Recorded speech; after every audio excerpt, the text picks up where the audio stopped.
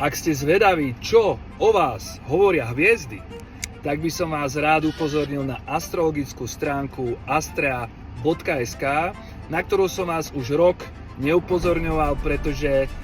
bolo viac objednávok, než sa stíhalo robiť, takže častokrát tá čakačka bola aj 2-3 týždne, ale práve teraz je ten čas, keď